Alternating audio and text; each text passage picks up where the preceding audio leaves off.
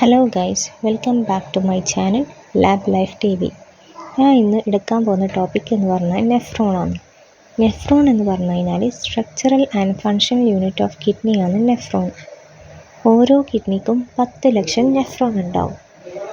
ഓരോ നെഫ്രോണിൽ റീനൽ കോർപ്പസിലുണ്ട്, റീനൽ ട്യൂബിലുണ്ട്.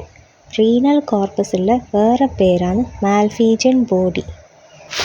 റീനൽ കോർപ്പസിന് ഒരു ഗ്ലോമറുലസും ഉണ്ടാവും. അതിന് സറൗണ്ട് ചെയ്തിട്ടൊരു ബോമാൻസ് ക്യാപ്സ്യൂൾ ഉണ്ടാവും. അതുപോലെ ഈ ഗ്ലോമറുലസിന് 2 ആർട്ടീരിയലുണ്ട്. എഫറൻ്റ് ആർട്ടീരിയലും ഉണ്ടാവും, ഇഫറൻ്റ് ആർട്ടീരിയലും ഉണ്ടാവും.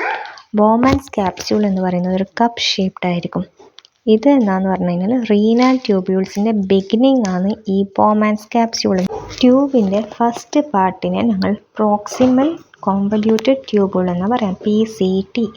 ഈ PCT കഴിഞ്ഞാൽ ഒരു ലൂപ്പ് ഷേപ്പ് സ്ട്രക്ചർ കാണാം. അതിനെ പറയുന്നതാണ് ലൂപ്പ് ഓഫ് ഹെൻലെ. ഈ ലൂപ്പ് ഓഫ് ഹെൻലെ കഴിഞ്ഞിട്ട് പിന്നെയും നമുക്കൊരു കോൺവല്യൂട്ടഡ് ആയിട്ടാണ് ചെറിയ വളവ് പോലത്തെ കാണാം.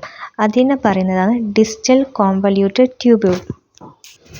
DCT ലാസ്റ്റ് കമ്മ്യൂണിക്കേറ്റ് ചെയ്യുന്നതിനെ കളക്റ്റിംഗ് ഡക്റ്റ് എന്ന് പറയും.